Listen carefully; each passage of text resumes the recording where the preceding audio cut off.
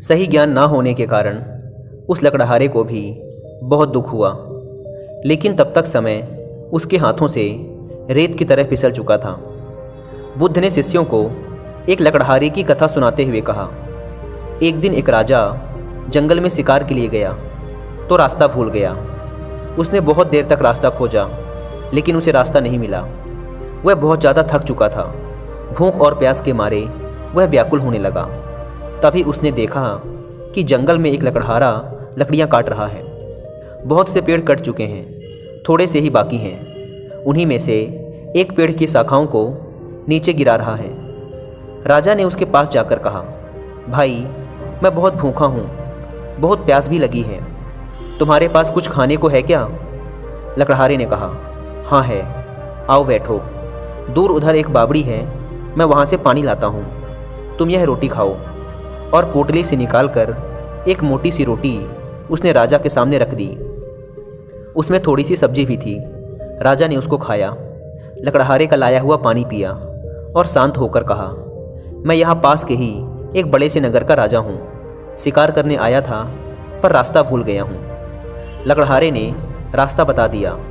राजा ने जाते समय कहा, मुसीबत के समय तुमने मेरी सहायता की है। यदि तुमको कभी ज़रूरत पड़े तो मेरे पास आ जाना, मैं तुम्हारी सहायता ज़रूर करूँगा। कुछ समय यूं ही गुजर गए। धीरे धीरे उस जंगल के सभी पेड़ समाप्त हो गए। लकड़हारा लकड़ी काटकर इनके कोयले बनाकर बेचता था। अब वह अपनी जीविका चलाए तो कैसे? वह बहुत दुखी हो गया। दुखी मन से राजा के पास पहुंचा। सेवकों ने राजा को सूचना दी कि लकड़हारा आपसे मिलना चाहता है। राजा को याद हो आया कि हाँ, उसने एक लकड़हारे को सहायता देने का वचन दिया था। एक दिन उसने मेरे प्राण बचाए थे। उसने सैनिकों को उस लकड़हारे को अपने पास लाने का आदेश दिया। सेवक लकड़हारे को राजा के पास ले आए।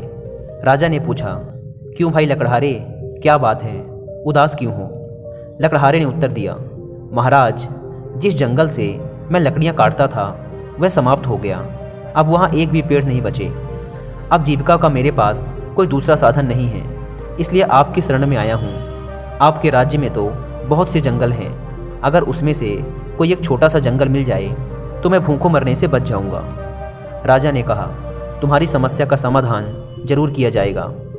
उसके चले जाने के पश्चात अपने मंत्रियों को बुलाकर राजा ने परामर्श किया कि इस लकड़हारे को क्या दिया जाए। परामर्श करने के पश्चात निर्णय हुआ कि शहर के दक्षिण में राजा का चंदन के वृक्षों का जो वन है वह लकड़हारे को दे दिया जाए। पदाधिकारियों को बुलाया गया। चंदन के वृक्षों का वह वन लकड़हारे के नाम कर दिया गया और उसको इस बात की सूचना दे दी गई कि आज से यह वन तुम्हारा हुआ। कई वर्ष बीत गए। राजा एक दिन अपने महल में बैठा था कि लकड़हारे का ध्यान आया। प्रसन्नता के साथ उसने सोचा कि अब तो लकड़हारा एक बहुत ही अमीर इंसान बन चुका होगा। उसने कई बड़े बड़े भवन और महल बनवा लिए होंगे, इसलिए चलकर उसे देखना चाहिए। राजा अपने मंत्रियों को साथ लेकर उस वन में गया जो लकड़हारे को दिया गया था, किंतु वहाँ कोई वन ना था। चंदन का कोई भी वृक्ष नहीं था। राजा ने घबराकर अपने मंत्रियों से पूछा, अरे वह जंगल कहाँ है जो लकड़हारे को दिया था? किसी और स्थान पर होगा, तुम मुझे गलत स्थान पर ले आए हो। मंत्रियों ने पदाधिकारियों की ओर देखा।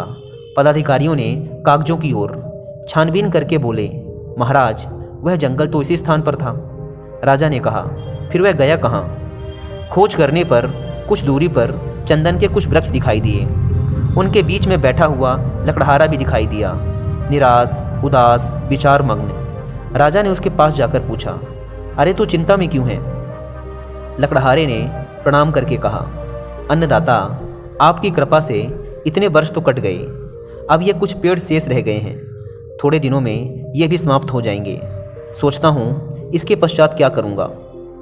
राजा ने आश्चर्य से कहा, वृक्ष तो थोड़े से रह गए हैं, बाकी वृक्षों का क्या किया? लकड़हारा बोला, रोज़ लकड़ी काटता हूँ, कोयला बनाता हूँ और बाजार में जाकर बेच देता हूँ। यह सुनते ही राजा ने अपना सिर पीट लिया और दुखी होते हुए कहा, अरे भाग्यहीन, तुमने यह क्या किया? यह चंदन की लकड़ी थी, जलाकर कोयला क्यों बना दिया? लकड़हारा बोला, चंदन की लकड़ी क्या होती है? राजा बोला, अच्छा होता यदि तू जानता। अभी 2-3 हाथ लकड़ी काट लो और इसको बाजार में जाकर बेच दो, और हाँ, इसका कोयला मत बना देना। लकड़हारे ने वैसा ही किया। एक दुकानदार ने देखा लकड़ी तो असली चंदन की है और लकड़हारा एकदम गंवार लगता है। यह देखकर उसने बोला, क्या लेगा इसका? लकड़हारे ने पूछा, तुम क्या दोगे? दुकानदार ने कहा, 1 रुपया। लकड़हारा आश्चर्य में चिल्लाकर बोला, क्या 1 रुपया? उसका तात्पर्य था कि इस छोटी सी लकड़ी का 1 रुपया। दुकानदार समझ गया, यह जानता है। उसने बोला, 2 रुपये। लकड़हारा और आश्चर्य से चिल्लाकर बोला, 2 रुपये? दुकानदार ने घबराकर कहा, अच्छा 4 रुपये। लकड़हारा चिल्लाया, अच्छा 4?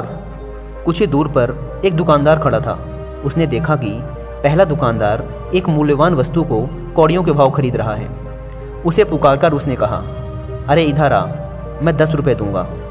लकड़हारे ने जब 10 रुपये का नाम सुना तो सिर पकड़कर बैठ गया और चिल्ला उठा।